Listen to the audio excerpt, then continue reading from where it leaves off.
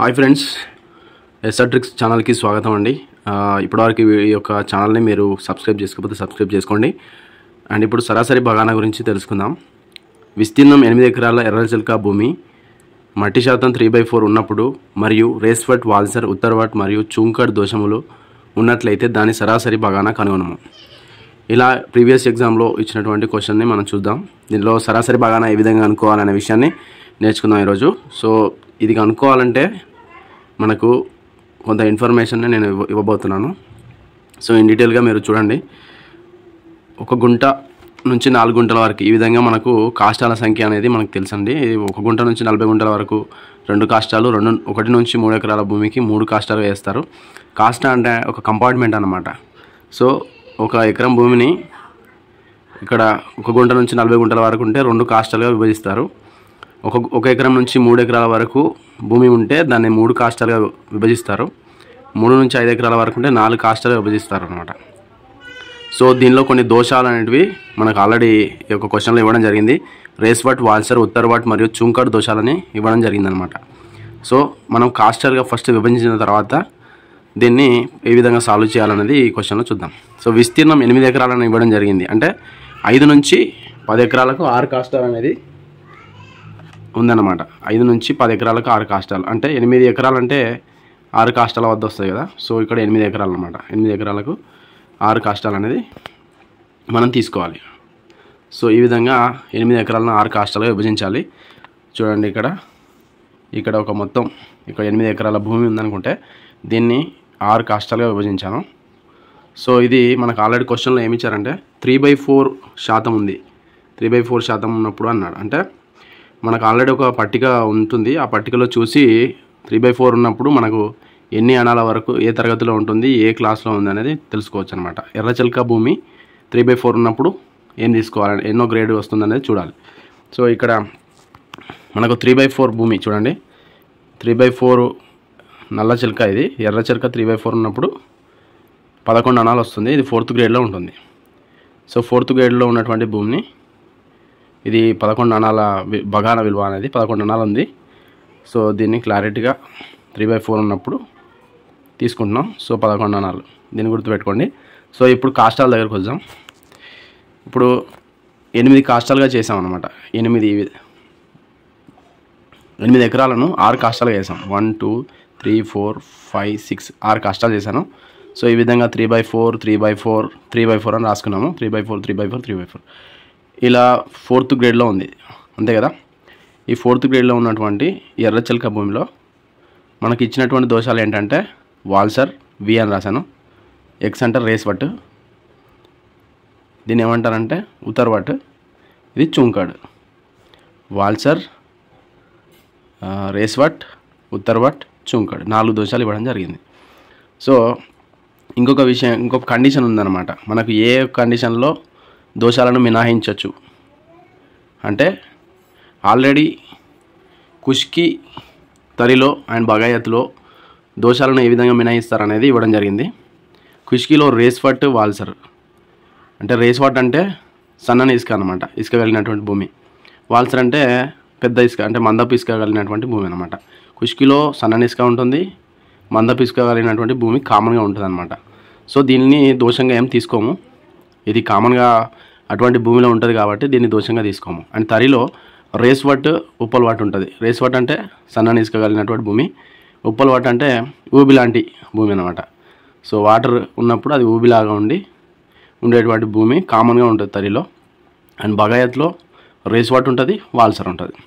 So కుష్కీలో and బగాయత్లో same అనమాట. రేస్వట్, వాల్సర్ అనేటువంటి భూమిని మనం దోషంగా తీసుకోము. ఎందుకంటే ఇటువంటి భూమిని మనం కామన్గా చూస్తాం అనమాట. ఇటువంటి భూములలో కుష్కి అంటే తెలుసు కదా, ఇటువంటి భూమి. అండ్ బగాయత్లో ఈ పండ్ల తోట భూములలో మనము రేస్వట్, వాల్సర్ని దోషముల కింద తీసుకోము అనమాట. తరి అయితే రేస్వట్, ఉప్పల్వాట్లో మనం దోషంగా తీసుకోము. మిగతా వాటన్నిటిని కూడా మనం దోషం ఉన్నది అన్నట్టుగా తీసుకుంటాం, డిఫెక్ట్స్లో తీసుకుంటాం.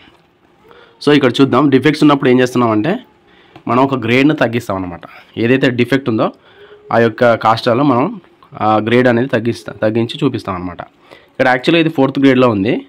ఇక్కడ పట్టికలో చూసినట్టయితే 3/4 ఎర్రచిలక అనేది 4th గ్రేడ్లో ఉంది. కానీ మనం ఏం చేస్తున్నామంటే వాడు ఇచ్చినటువంటి దోషాలలో ఇక్కడ చూడండి రేస్వర్ట్ వాల్సర్ అనేది ఆల్రెడీ కుష్కిలో ఉంటుంది. కుష్కిలో ఉన్నటువంటి దోషాలు వీటికి మినహాయింపు ఉంది. అంటే వీటిని మనము పరిగణలోకి తీసుకోవద్దనమాట. దోషం కింద తీసుకొని దాని గ్రేడ్ అనేది తగ్గించకుండా ఉండాలి. అండ్ ఉత్తర్వాట్ మరి చూంకడ్ ఇటువంటి భూములు ఉండవు. ఒకవేళ ఇటువంటి ఉత్తర్వాట్ చూంకడ్ కలిగినటువంటి దోషాలు ఉంటే ఆ భూమిని మాత్రం గ్రేడ్ అనేది తగ్గించి మనం బగానా అనేది తగ్గించాలన్నమాట. అనా వాల్యూస్ అనేటివి తగ్గించాలి. సో ఇక్కడ రేస్వర్ట్ వాల్సర్ ఈ రెండు భూములను నేనేం చేయలేదు, ఇలాగే ఉంచాను అనమాట. 4th గ్రేడ్లోనే ఉంచాను. అండ్ ఇక్కడ చూసారు కదా, ఇది ఉత్తర్వాట్ను చూంకడ్లో ఇటువంటి భూములు ఈ కుష్కిలో ఉండవు కాబట్టి గ్రేడ్ తగ్గించాను. అంటే ఇక్కడ 8 అనాల్లోకి తీసుకొచ్చాను. అంటే ఇక్కడ 5th గ్రేడ్లోకి వెళ్ళిపోయింది అనమాట. మీరు ఈ పట్టిక చూసినట్టయితే ఇది 5th గ్రేడ్లో ఉంది. సో 8 అనాల్లోకి తీసుకెళ్ళడం జరిగింది. 8 అనాలు. సో 11 నుంచి గ్రేడ్ తగ్గించడం వల్ల 8 అనాలు వచ్చిందనమాట. సో ఈ విధంగా ఇక్కడ కూడా చూంకడ్, ఇది చూంకడ్ అనే దోషం. ఈ చూంకడ్ అంటే ఇలా ఉంటుంది కదా, ఈ చూంకడ్ అనే దోషాన్ని కూడా గ్రేడ్ అనేది తగ్గించడం జరిగింది. ఎందుకంటే ఇది ఒక కండిషన్ ఉంది, కుష్కిలో రేస్వర్ట్ వాల్సర్కి తప్ప మిగతా వాటన్నింటిని దోషంగా తీసుకోవచ్చు. సో ఇక్కడ 2 దోషాలు ఇవ్వడం జరిగింది కాబట్టి మనం రెండింటికి కూడా ఒక గ్రేడ్ అనేది తగ్గించాం. సో ఈ విధంగా లాస్ట్ ఫైనల్గా మనం సరాసరి బగానా చేసే ముందు గ్రేడ్, కాస్టా నెంబర్, బగానా వాల్యూ, టోటల్ బగానా, గ్రేడ్, కాస్టా నెంబర్, బగానా వాల్యూ, టోటల్ బగానా, ఈ విధంగా మొత్తం వాల్యూస్ తీసుకొని ఇప్పుడు మొత్తం 6 కాస్టాలు కదండి. 6 కాస్టాలలో 4th గ్రేడ్ ఉన్నటువంటి కాస్టాలు ఎన్ని చూడండి. 1, 2, ఇది కూడా 4th గ్రేడే, మనం ఏం చేంజ్ చేయలే. ఇది కూడా 4th గ్రేడ్ అనమాట. సో 1, 2, 3, 4 4 కూడా 4th గ్రేడ్లో ఉన్నాయి. 1, 2 ఇవి 2 కూడా 5th గ్రేడ్లో ఉన్నాయి అనమాట. సో ఇందులో మనం మెన్షన్ చేయాలి 4th గ్రేడ్లో ఎన్ని ఉన్నాయి. 4 కాస్టాస్ ఉన్నాయి. బగానా వాల్యూ వచ్చేసి 4th గ్రేడ్కి 0, 11 అనాస్ అండ్ 0. దీన్ని ఇంటూ చేయాలన్నమాట. 4 × 11 అంటే 44. 5th గ్రేడ్లో 2 కాస్టాలు ఉన్నాయి. సో 2 × 8 అంటే 16 అనమాట. ఈ రెండింటిని మనం యాడ్ చేసినప్పుడు 60 అవుతుంది. 44, 4 + 6 అంటే 0, 10, 1 + 1, 2 + 4, 6 అనమాట. 60ని మళ్ళీ మనం ఎన్ని కాస్టాలు వచ్చినాయి ఇక్కడ 4 + 2 అంటే 6 కాస్టాలు. 6 కాస్టాలతోనే మనం /6 చేస్తే ఇక్కడ మనకు 10 అనాస్ వచ్చినాయి. ఈ విధంగా యావరేజ్ బగానా అనేది చేయడం జరుగుతుంది. సో ఫస్ట్ మనం తీసుకోవాల్సింది ఏంటంటే వాల్యూస్ ఎన్ని ఎకరాలు. 8 ఎకరాలు ఉంది. ఎర్రచలక భూమి ఇచ్చారు. అండ్ మట్టి శాతం 3/4 ఉన్నప్పుడు. అండ్ రేస్వర్ట్ వాల్సర్ ఆల్రెడీ మనం మినహాయింపు ఇచ్చాం. అండ్ ఉత్తర్వాట్ చూంకడ్లను గ్రేడింగ్ అనేది తగ్గించాం అనమాట. ఈ విధంగా ఈ యొక్క బగానా లెక్కను చేయాలి. సో 5 నుంచి 10 ఎకరాలలో 8 ఎకరాలు ఉంది కాబట్టి 6 కాస్టాలుగా తీసుకోవడం జరిగింది. అంటే 8 ఎకరాలను 6 కాస్టాలుగా విభజించాం. సో ఈ విధంగా 8 ఎకరాలు 6 కాస్టాలు. సో ఇది 8 ఎకరాల బిట్ అనుకుంటే దీన్ని 6 కాస్టాలు చేసి వాటిలో ఎన్నో గ్రేడ్కి వచ్చింది 3/4 అంటే 4th గ్రేడ్ అనమాట. 4th గ్రేడ్ అన్నీ రాసుకున్నాక ఏదైతే దోషాలు ఇక్కడ రాస్తాం కుడి సైడ్ దోషాలు రాసుకొని మినహాయింపు ఉన్నటువంటి దోషాలకు తీసేసి మిగతా దోషాలను మనం వాటిని గ్రేడింగ్ అనేది తగ్గించాం. 4th గ్రేడ్ ఈ 4th గ్రేడ్ని 5th గ్రేడ్ చేసా.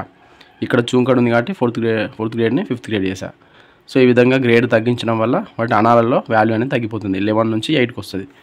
సో ఇక్కడ చూడండి రెండింటిని గ్రేడ్ తగ్గించాను కాబట్టి 5th గ్రేడ్లో 0, 8, 0 ఇలా మొత్తం చేస్తే యావరేజ్ బగానా వస్తుంది. దీనికి మినహాయింపు కోసం కండిషన్స్ కుష్కీలో ఎలా, తరిలో ఎలా, బగాయతలో ఎలా ఈ కండిషన్స్ ఫాలో అవుతూ ఈ విధంగా పూర్తి సరాసరి బగానా లేదా యావరేజ్ బగానా ఈ విధంగా లెక్కిస్తారు. సో ఇది పూర్తిగా మనం చూడాల్సినటువంటి అన్ని అంశాలు. వీటిని పరిగణలోకి తీసుకొని ఈ విధంగా లెక్కను మనం పూర్తి చేయాలి. Thank you friends. ఇంకెవరైనా సబ్స్క్రైబ్ చేసుకోండి అండ్ షేర్ చేయండి మీ ఫ్రెండ్స్కి. Thank you.